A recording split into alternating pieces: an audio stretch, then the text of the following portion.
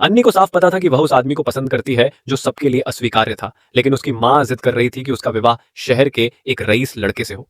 वह अनमने मन से मिलने गई, बस औपचारिकता निभाने के लिए, लेकिन वह लड़का अन्नी से प्रभावित हो गया और सीधे उससे सगाई करने की इच्छा जताई। मगर अन्नी को उसके लिए कोई भावना नहीं थी, बल्कि उसके घमंडी और आत्ममुग्ध स्वभाव से वह और चिढ़ गई।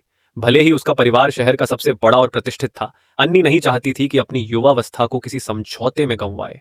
लौटते समय अन्नी परेशान थी। उसे समझ नहीं आ रहा था कि कैसे मना करे, लेकिन इससे पहले कि वह कोई फैसला करती, वह लड़का ढेरों दौलत के वादों के साथ उसके सामने आया और उसका हाथ पकड़कर प्यार और भविष्य के सपने दिखाने लगा। लेकिन अन्नी ने फिर भी उसका प्रस्ताव ठुकरा दिया। भले ही वह लड़का हर मायने में योग्य था, अन्नी केवल अपने सपनों का सच्चा प्यार चाहती थी। जाते समय उस लड़के ने अन्नी से कहा कि प्यार अक्सर एक क्षणभंगुर मृग तृष्णा की तरह होता है, जिसे वास्तविकता और धन के सहारे ही बचाया जा सकता है। मगर अन्नी के लिए सच्चा प्यार कभी पैसों में नहीं तोला जा सकता था। वह मानती थी कि सच्चा प्यार दिल की गहराइयों से जुड़ा होता है, लेकिन उसकी यह जिद उसकी माँ को पसंद नहीं आई, जिसने उसे फटकार लगाई। माँ नहीं चाहती थी कि अन्नी भी उसके जैसे प्यार के संघर्षों से गुजरे। माँ की बातें मानो अन्नी के प्यार के सपनों को चकनाचूर कर रही थीं। जब प्यार की रोमांस भरी कल्पना वास्तविकता की कठोर रोटी से टकराती है, तब गरीबों के पास कोई विकल्प नहीं होता। माँ की बातों ने अन्नी को परेशान कर दिया, लेकिन तभी उसके पिता, जो हमेशा उसे प्रोत्साहित करते थे, पास आए। पर उसने यह सोच भी नहीं थी कि पिता उससे कहेंगे, यह तुम्हारे जीवन का सबसे अच्छा अवसर है। एक आरामदायक जीवन और निश्चिंत परिवार तुम्हारे दुख फूलाने में मदद करेगा।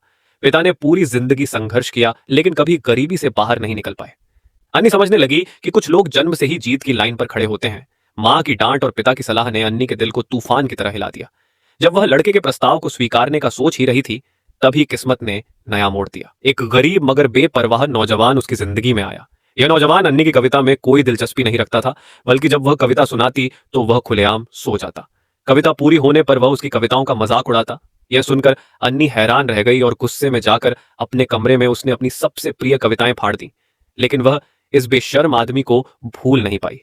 यह युवक जेम्स था, जो एक समय पर काबिल वकील बनने की राह पर था। अब अन्नी किसको अपना जीवन साथी चुनेगी? आगे की स्टोरी जानने के लिए सब्सक्राइब करें और कमेंट करें पार्ट 2।